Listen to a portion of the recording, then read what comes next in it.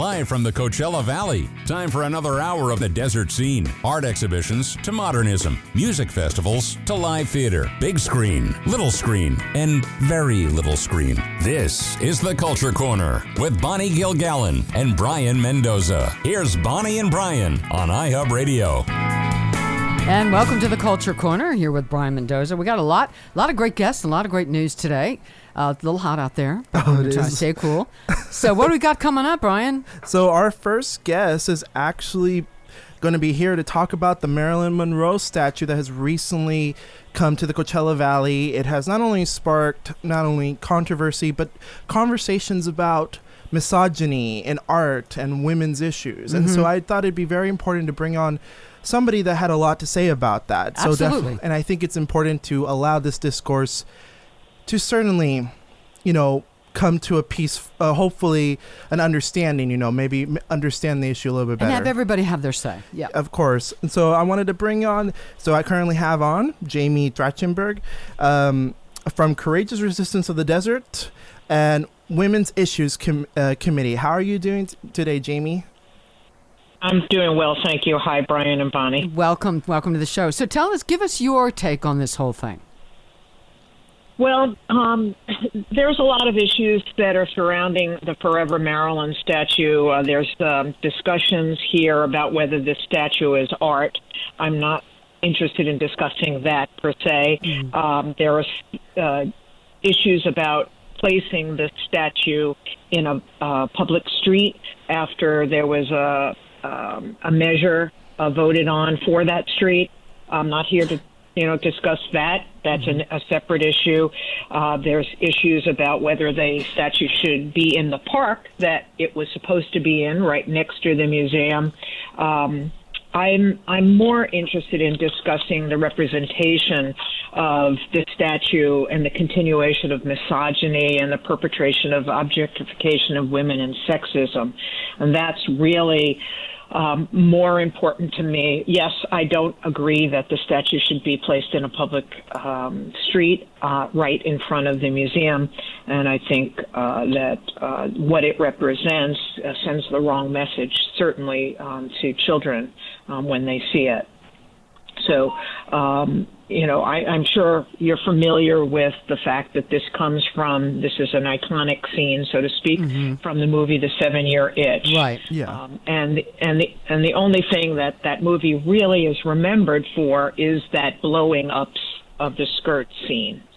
However, I think that most people don't realize that Marilyn Monroe took a lot of abuse from Joe DiMaggio, who was her husband at the time, for agreeing to do that scene. He actually brutally beat her for it. And that says something, that even then, back in that day, he was not pleased with it. But the representation of that scene that makes Marilyn Monroe or placed her into this unenviable position of actually being a circus freak sex object continues in perpetuity. The history of this is well documented. Her words are well documented. Even on the day of the premiere of this movie, she looked at that image out of a window at the marquee and said, "That's all they're going to think of me." She was appalled by it, that representation. And she fought her entire career to escape it. It's so, go ahead.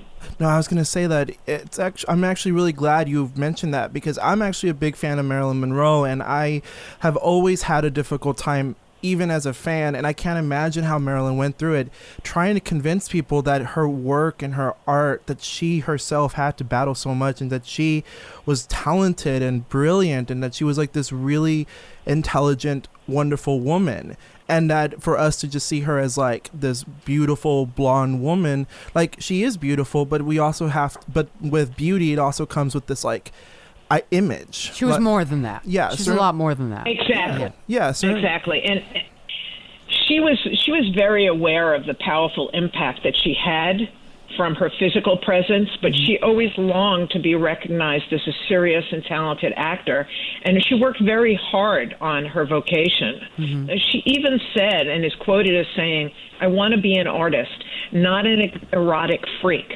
I don't want to be sold to the public as a celluloid aphrodisiacal." She was stuck because of the studio system at that time, where basically the studios owned the actors. You know, not unlike, Judy Garland was forced into barbiturate use using speed to stay thin by the studio. Yeah. Louis B. Mayer, all right?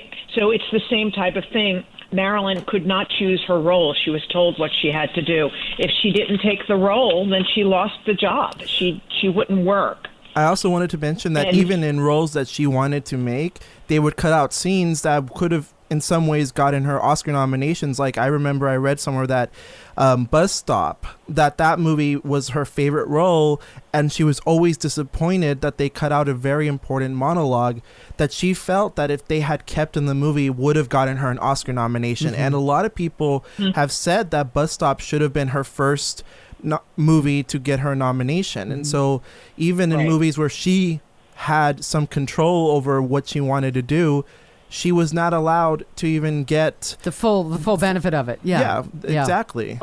Right. Well, sexuality determined the roles she landed, and they reduced her to this two-dimensional character that pandered to the male fantasy. Women in the 50s, they didn't have the clout to demand their terms in Hollywood. So even though she verbalized that she wanted that scene from Bus Stop, they didn't care. They, know, and so she totally grew weary of playing that dumb blonde and wanted to have a more of a say in the role she was given and the scripts that she read. She even told the Life magazine writer that an actress is not a machine, but they treat you like one. She was acutely aware of that. And she was actually, I've read several books about her, far more intelligent than people gave her credit for. She wrote poetry and read a lot, and it was an act. She even said that was that whole sort of, even though she fought against it, but she also knew to a certain degree that was her bread and butter. And so that the Marilyn that you saw with the platinum hair and the furs and all was separate from Norma Jean Baker, who she really was inside. And also, I remember that she started her own production company, and the movie The Prince and the Showgirl, like, say what you want about the movie, I think it's not the greatest movie, but I still think it's wonderful that she, as a woman in the 50s, an actress, started her own production company to choose the role she got it. And unfortunately, because of the movie being more serious and a little bit more low-key, it didn't get the love that I think it deserves. I think it's not the boring movie that people have made it out to be, but I think The Prince and the Showgirl, is very important in her career because it showed that she could have that much power over her work. Yeah. But because she kept getting denied that. Jamie, I have a question for you. Well, I'm thinking that, and I've done Marilyn, I've performed as her, and actually when the statue was here, there was a contest and performing Marilyn, and I won. But anyway, if that statue were her in the pink dress with the gloves from Gentlemen Prefer Blondes, that was obviously much more tasteful. That would be better, I think. Would you be okay with that if she were dressed differently? Well, I think what's important to understand here is that scene that was photographed many times. There were multiple stills of that scene, and in the movie, you never saw her panties, of course. And I guess studio censors wouldn't have allowed it anyway. Right. But that was an intentional choice by Seward Johnson, the artist, if you'll call him that. He purposely chose to do something that lewd and revealing. So if there was a statue of Marilyn Monroe, that isn't the issue. It's the monument to misogyny that's the issue here. Right. That's the key. I mean, the objectification part of this as well. You know that the character in The 7-Year Itch didn't have a name. They called her the girl. Oh, yeah, I remember that. That's telling. Yeah. Yeah, that is telling. So, she even talked about this because everything leaned toward the sexualization of her and played into the male fantasy of it. And she had said that in Hollywood, a girl's virtue is much less important than her hairdo. You're judged by how you look, not by what you are. Mm-hmm. Hollywood is a place where they'll pay you $1,000 for a kiss and 50 cents for your soul. Wow. I know because I turned down the first offer often enough and held out for the 50. So there was inherent in her. She knew this was not what she wanted. She was always a feminist. She even stated that women who seek to be equal with men lack ambition. Now, she said that? Oh, good for her. Wow. Yes, she did. Yeah. Now I want to. Now that we're. Oh, actually, Bonnie, did you have a question? No, go ahead. Oh, okay, I was gonna say I don't want to cut you off, but I think we're getting closer to the end of the segment. Honestly, this segment's so good. I honestly didn't realize how fast it's gone. I want to say thank you again, Jamie, for coming on. But I wanted to ask you, what now after the statue has been here and the protests and the celebrations happen, because both of them happen at the same time. I wanted to ask what happens now? What are the next moves for you and the Women's Issues Committee of Courageous Resistance? What happens now for you? Well, this has gotten international attention, and Women's March Foundation is very much invested in supporting the cause to have Marilyn moved, certainly from Museum Way, but eliminated from being on display to begin with. But the first move is to get her out of Museum Way and where children can effectively upskirt her. And so there is the next court date is July 20th. That protest and that unveiling on Sunday only showed one side. The city made every effort to keep the counter arguments quiet by having a bus of music below, a DJ there playing over us. We were prevented from live interviews, from using a sound system. The city wants to stifle us. And all they want this to be is an Instagram photo op. And instead of countering it or at least honoring, putting a plaque per se on a statue in another location that talks about what Marilyn did to fight against this, something. That's a great idea. So the city is being deaf to this. They are pretending that there really isn't much opposition. The survey by Palm Springs Resorts is skewed only to their favor. But it negates the 343 people who donated for the court case and the 41,000 people who signed the petition from MoveOn.org. So this isn't over by any stretch. Now, Marilyn is supposed to be a temporary fixture. She's supposedly only to be there for 3 years. But who's going to pay for her being defaced, for lewd photographs? Does Palm Springs really need this image around the world? Worldwide media, as of yesterday, there were about 6 or 7 different international papers, English language, citing the sexism and the misogyny of this statue. So this is not dead yet. Jamie, thank you so much. We got to run, but thank you so much for your perspective. It's really helpful to hear both sides of everything. And, continued good work on your end. Thank you so much for being here. And I wanted to say thank you for coming on. And honestly, I want to hear more about this, so hopefully we'll have you back on to talk more about this after the courtroom date, of course. I would love that. Of course. Thank you so much, and keep up the good work, okay? Thank you. We'll be back with more in the Culture Corner in just a moment.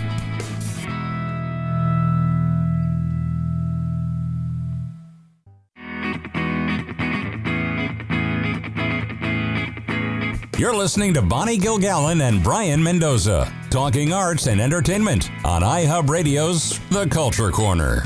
Here are Bonnie and Brayan. So in this segment, we got some news and all that. Yeah. Were you about to say something, Bonnie? I'm so sorry. No, go ahead. I was going to say earlier before we actually went on, we talked about the Brittney Spears conservatorship. Mm-hmm. Now Brittney Spears is finally the one who's going to give her own voice here. She actually gave a statement, and for the most part, not to read the whole statement, she had described her conservatorship as abusive, as controlling, and that she felt like she had to be constantly on tour. Actually, I undermined that. The actual thing was that she was forced to go on tour against her will, and she's not allowed to, and she has stated she was not allowed to get married to her boyfriend or have kids, and that she has to have an IUD. She cannot have that removed because her father won't let her. And so she has described these... I'm sorry. That I got a problem with that. No, me too. And Brittney Spears has said that she has been very hurt and that she feels really... She apologized to her fans for pretending to be okay all these years, but that she's really not. And the judge has been very sympathetic towards her, saying, you know what, you're very brave for speaking out. And it seems for the most part, hopefully things are looking up for her. And I would like to, because you're really on top of this, Brian. What is the father's argument for continuing this? I think, from my understanding, the father, he didn't really respond directly to these statements, but he has sort of said, I'm sorry that my daughter has been hurt or has been feeling hurt and all that, and that I love her very much. But he didn't say it. He said it through his lawyer. And so I think his argument is that he wants to make sure his daughter feels safe, quote unquote, and that his argument is that he feels like Brittney still needs guidance. See, I would like, where are the experts? Where are the shrinks? Where are the family counselors? Where are the experts who could do an analysis of this and say, yes, she is, or no, she's not? Somebody not biased, an unbiased expert who can look at, because, and if she's healthy enough to go on tour and make millions of dollars, it seems to me that she's emotionally healthy enough to take care of her own stuff.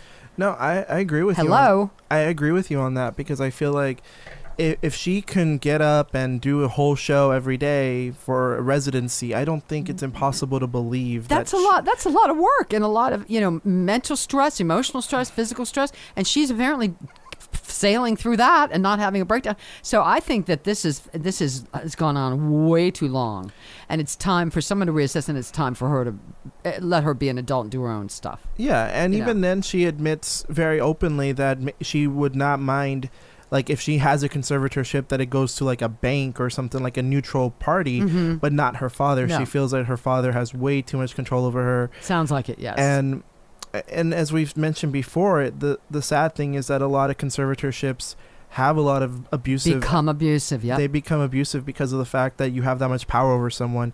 And in the conversation with Brittney, there have been people that have caused her some trouble in the past finally supporting her, but I don't buy, let's say, Perez Hilton, not Paris Hilton, but Perez Hilton. The other, he's like a gossip guy. Yeah. So he has finally apologized for all the jokes and all the stuff, and I'm going to be honest, too little too late. Yeah, that's absolutely. I feel like if you made money off of Brittney Spears between that time, I feel like we all, to some extent, added to this, because she would not have needed to have a conservatorship if we didn't constantly push her over the edge into this breakdown. Because I've said this before, I've seen people in private break down way worse than this, and they don't get abused. And like we said, the whole thing with the shaved head, which was really weird, that was 13 years ago? Yeah. That was a long time ago. And, I am a huge proponent, because I've had this kind of, on a smaller level, happen in my life. People go through tough stuff. People have emotional downtimes. People have breakdowns. And sometimes they heal. They could go to therapy, they heal, and then they come out of it and they're fine. You cannot judge somebody on something that happened 13 years ago. Nobody's the same person they were 13 years ago. Nobody is. And I don't personally believe we should punish people for their worst moment either. Like, I feel we're all more than our worst moment. All of us. And in this case, when I mean my worst moment is like the worst moment to happen within yourself, not so much like if you hurt someone, that's different. That's a different thing. But like let's say somebody shaving their head or dyeing their hair and looking like having a rough time. I think I personally have always been. I've always felt kind of bad that, like, a lot of times the Brittney Spears jokes, I used to kind of, I didn't necessarily laugh, but I didn't mind them as much. And now looking back, I look at all these jokes and all these things. I realize, that really, I'm not surprised Brittney Spears went through what she went through. And And Justin Timberlake has come out and shown support, but again, a lot of people, and even myself included, don't really feel like it's really his place to say anything anymore. No, it isn't. But yeah, my question is, where is there no one involved in this whole thing, a separate party that's not a family member, who is advocating for Brittney and who's saying, look, she's got her stuff together? Is there no one saying that? I think, to answer your question, I think there is a bunch of people, her fans. No, but I'm talking about you need a mental health professional. Yeah. That's what you need. I think they're going to try to get a mental health professional look at her and all that. They need that, like, soon. And even in framing Brittney Spears, like, the mental health professional even admitted that even at the time at her worst, she probably was better off than most people that were even worse than that were around the same time. Well, God bless her, and I really hope that they find a mental health professional to step in who's a neutral party to check this out, because it seems to me, from what I've seen, that it's time for Dad to get lost and allow her to finally be free of all this. Be an adult, be herself. Yeah. We have a guest coming up, don't we? Yes, we sure do. Tania, and I'm going to ask her how to pronounce her last name because I don't want to butcher it. But she's an environmentalist. There's a big event coming up, Climate Crisis, Global and Local Perspectives, with panelists Tania and Patrick Evans. We'll talk to her in just a moment.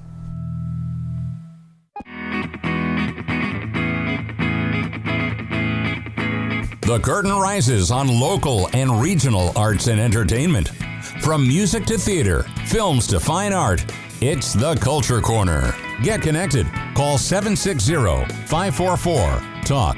That's 760-544-8255. Here's Bonnie and Brian on iHub Radio.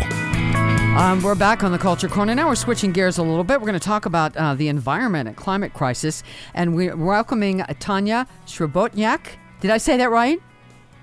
You did say that right, Bonnie. Yay. Nice to meet you. Oh, you too. Thank you so much for being here. And Tania is the director of the Zilka, I think I got that right, Center for Environmental Initiatives at Williams College. And she is going to be part of this panel, Climate Crisis, Global and Local Perspectives. Tania and our own meteorologist, Patrick Evans, with KESQ and News Channel CBS 2. So tell us about this, what's going to be happening with this panel.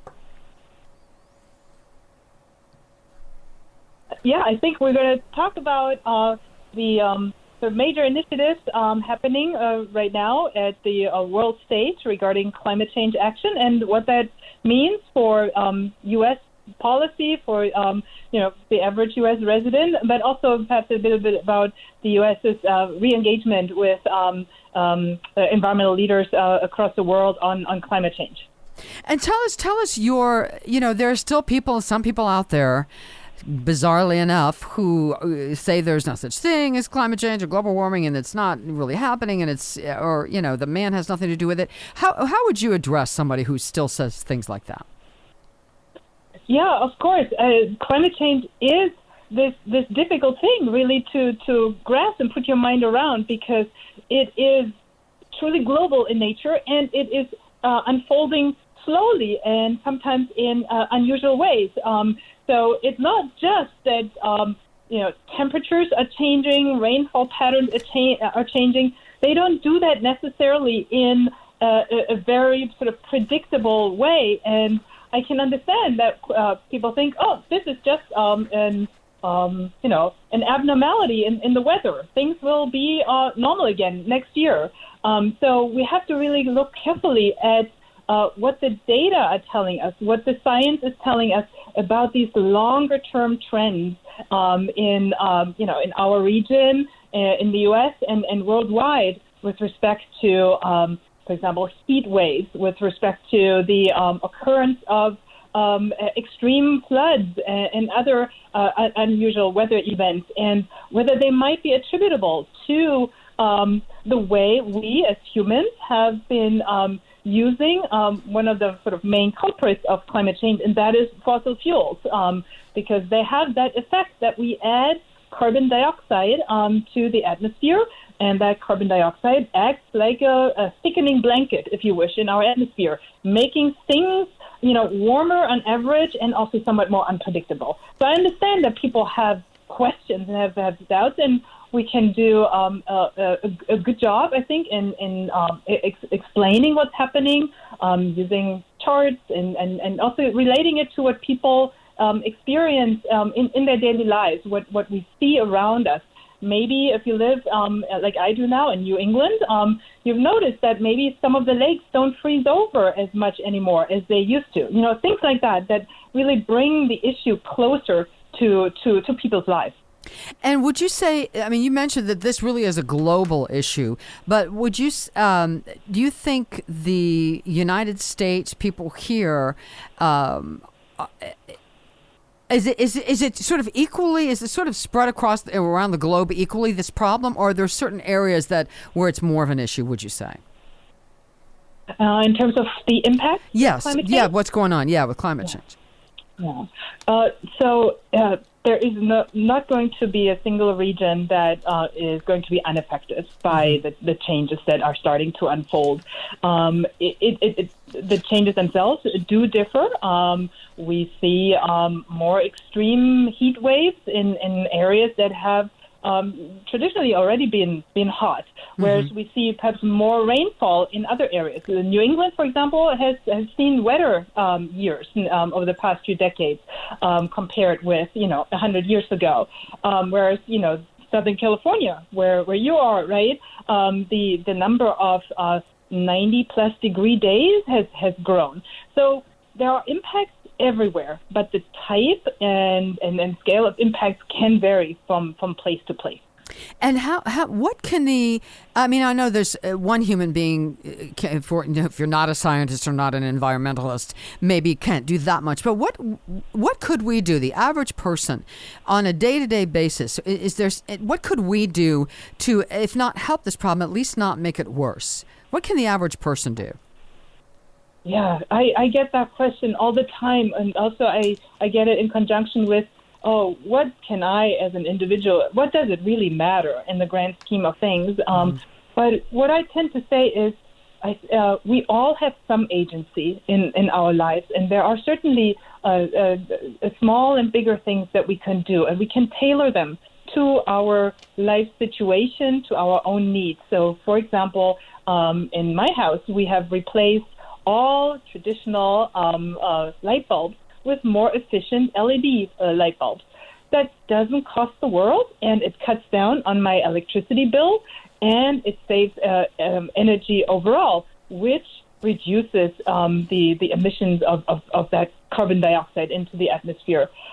Maybe when the next time comes around and you think about purchasing a new car, take a look at that fuel efficiency sticker that's on it and see if you could maybe make the switch to a car that gets more miles per gallon. Again, right? This is a step that will save you dollars and it's good for the environment. And so there are absolutely things we can do. If you are thinking about maybe remodeling your house, think about is the insulation in your attic, is it good, or could would it benefit from an upgrade?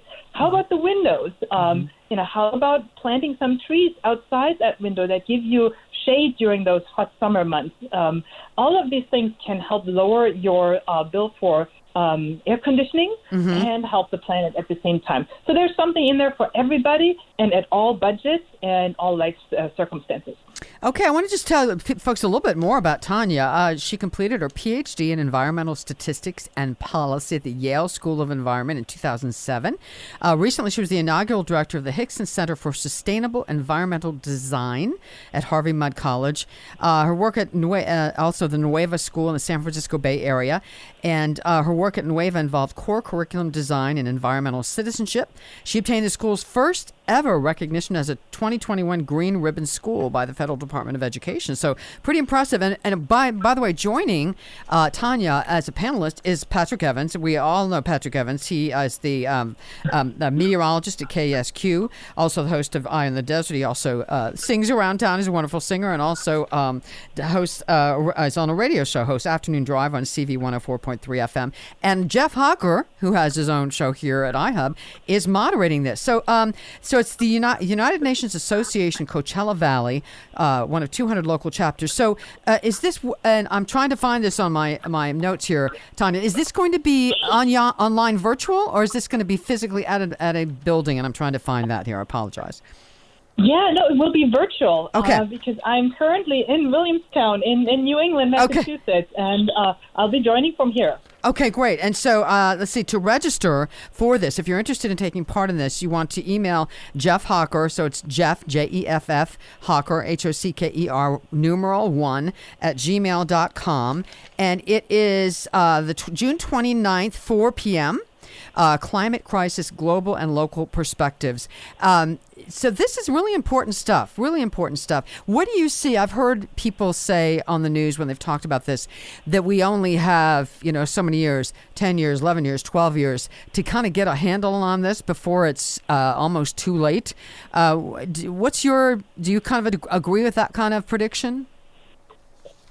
Yes, the science is pointing in that direction that in order to avoid some of the worst impacts of climate change and still be able to turn that big ship Earth around to stabilize the climate at a maximum of 2 degrees Celsius warming, then we have to act now. We have to pull our act together and individually and collectively invest in a future for us, for our children and grandchildren that involves a livable planet, but also I think the kind of communities, the kind of society that allows us to prosper, to go to a restaurant, go to the movies, live the life that we want, but overall with a smaller carbon footprint. And the Biden administration, after rejoining the Paris Climate Agreement in January, has announced several ambitious initiatives to promote well-paying, good jobs in what we call a clean energy economy. So an economy that uses a lot more solar power, that uses a lot more wind power, geothermal heat, so heat that's actually provided in the ground and that we can use to heat our buildings, and other initiatives that will help us reach a so-called net zero economy by 2050.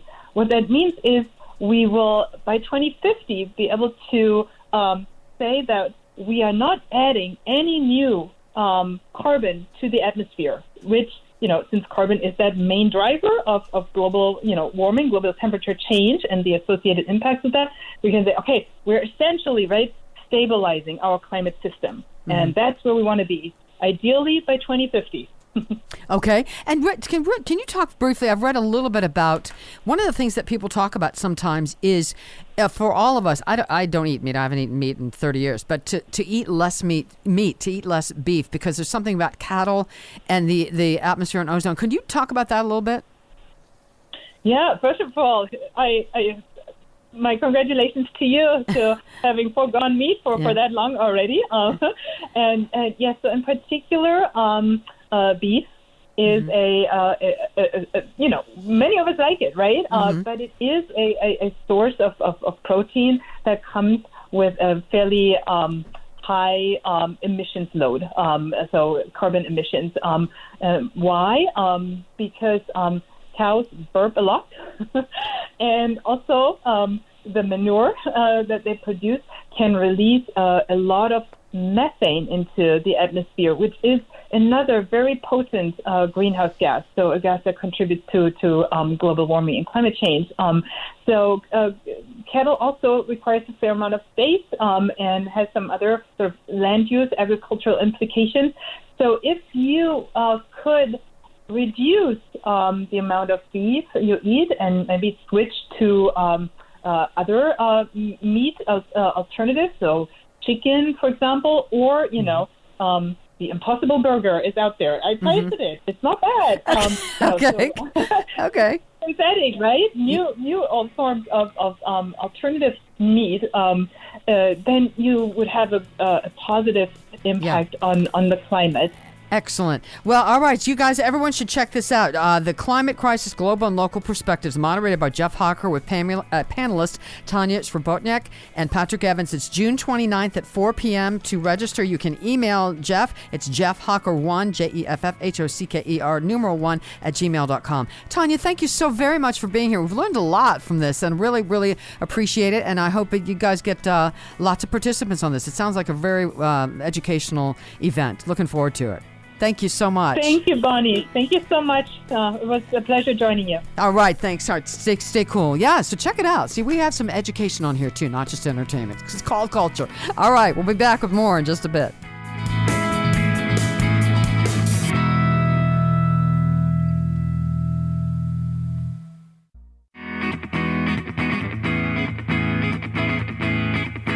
You're listening to Bonnie Gilgallon and Brayan Mendoza, talking arts and entertainment on iHub Radio's The Culture Corner. Live from the desert cities of Southern California, here's Brayan and Bonnie. And in this segment, we're going to have a little bit more of a lighter take. Lighten it up just a little bit. We've been a pretty heavy episode so far, surprisingly, for a show about culture. Well, and culture's not always happy. That's true. But I wanted to tell Bonnie about the fact that, so in 1996, Disney released a version of the Hunchback of Notre Dame. You've read the book, right? Mm-hmm, mm-hmm. How would you describe that as a pretty dark book? Yeah. Pretty dark book that deals with like sin and racism and prejudice, right? Yeah. So the version in Disney, they decided to create I'm going to say family-friendly version of it, and they had to change a couple things to keep it G-rated. Mm-hmm. So, for example, when they said this, when the character said the word sin, they had to actually lower the volume of the sound of the word sin. I think that's a little extreme. I'm sorry. So, also like certain lyrics during a song called Hellfire, which is a song about a judge, because in the movie Judge Claude Frollo, he basically wants the main female character Esmeralda. He basically lusts for her. So during the song Hellfire, where he talks about how he's trying to be a God-fearing man, but also tries and he's trying to reconcile it with his lust. To control his desires, basically. Yeah, basically. So they finagle that. They finagled it a bit because they had a choir in the background. So some parts of the song, they rose up the volume of the choir and the instruments in order to, to make sure that if kids were watching it, that they won't hear some of the more aggressive lyrics. Why don't they just change the words? And the funny thing is, like, even one of the directors at Disney said that they took the material and they already had cleaned it up a lot by that point. So when they were told by the MPAA, just lower down the volume of certain words. And so it turns out they weren't told they couldn't say the word sin. They just couldn't be loud. Or in this one scene, the villain grabs one of the characters, the main heroine. Well, the main hero is Quasimodo, but the main heroine, he grabs her and sniffs her hair, which is already kind of out there for a movie designed for a children's audience. It's like it's already kind of out there, but I feel like I give kids credit for that scene because they know he's the bad guy, so they know that that's not right. But they had to actually lower the sound of, like, the sniffing sound. They had to lower that down. So, like, if you see the movie, even if you have it super loud, it's still a little bit lower than the rest of the movies. And it was and the director talked about how he said, we're basically the most R-rated, G-rated movie of all time because we got away with so much stuff just because we've lowered the volume. We can have a man sniffing a woman's hair as long as the volume was low on it. And it was okay, whatever. All right. And Michael Jackson was originally going to sing the songs for that movie too, but he was declined. Well, I can understand that. Yeah.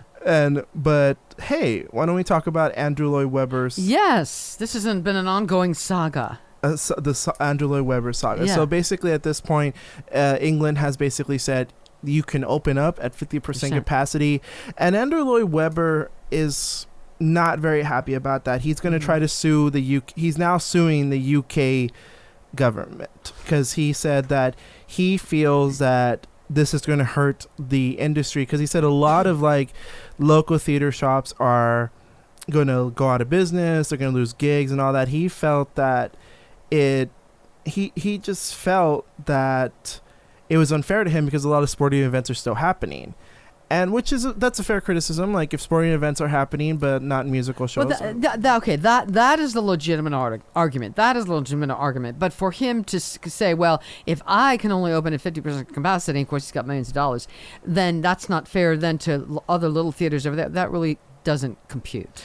And he basically, what happened was that the UK government had actually had an events research program where they try to figure out like what is the safest way to do this. Can we be safe at this point because of the Delta variant, which at this point, if you have heard the news, then you know what that is, like the Delta variant, and it's very big in England. So COVID's not over. That's the thing. It's not 100% over, and that's what people need to realize. Yeah, and of course, and so they were trying to see how they can find out how to test people and how to figure out a way to make events possible.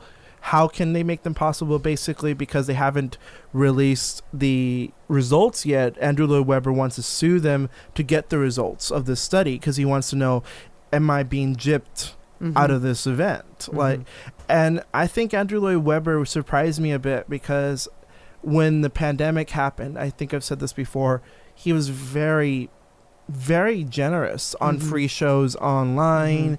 So you can watch his YouTube channel had free shows. It also had, he also composed covers. Like he did covers of his own music. So like he would play on the piano like a whole song. And so you can watch him. And I was surprised by his actions here because I thought, I get it, Mr. Webber, like I get that you just want to have your show on, and I know you have. Cinderella's been pushed back a lot, but you know what? A lot of different things have been pushed back. He's not the only one, please. And again, it's not like he's on the welfare lines. So no, definitely not. And I know that he's also said like, he actually rejected, in his opinion, like the invitation for Cinderella to be part of the events research program because he feels that. I don't know. I don't know exactly like what. I think he should have let that be part of it, where they can test it out and see how that show plays. Because if it's an Andrew Lloyd Webber show, it's bigger. It's not like a lot of the local theater shows here. It's a whole different thing. Yeah. So for me, like I would want him to be more willing to, because I think this would be an opportunity for him to prove that his shows can be safe, because I think his shows are too big. And also I just think he honestly needs to, if he really cares about theaters, maybe fight for funding. I think he's being a little self-centered. He's not, I agree. He's worried about him, his show. Well, I mean, there are things, he's got enough money and enough success that he could put Cinderella on hold or open at 50% and go help some of these little theaters that are about to go under. No, that's what he should be doing. I agree. And I've said this before, is that he talks about how the government is imposing on little theaters. But I do think he's not a little theater. But he has opportunities to get funding. Maybe he can lobby for like a bill or something, help them. Yeah, exactly. That's going to help everybody, not just him. Yeah, and I think that I honestly don't want to be sued for libel, but I think this is just a case of he just wants to be on stage. He just wants to show on. And I understand that feeling. I get that. But someone in his position, I think, could take a more comprehensive look at it and what's going to help everyone and not just himself. That's just my 2 cents. And I agree with that. I think that Andrew Lloyd Webber, I understand the frustration. We all want to be back in theaters and all that. But, you gotta be patient, is what I'm saying. And also try to help out other theaters, exactly. In the end of all this. Exactly. But, hey, this is just the first hour. We have another hour coming up. Yes, we got some more guests, some more news. We'll be back in just a bit on the Culture Corner.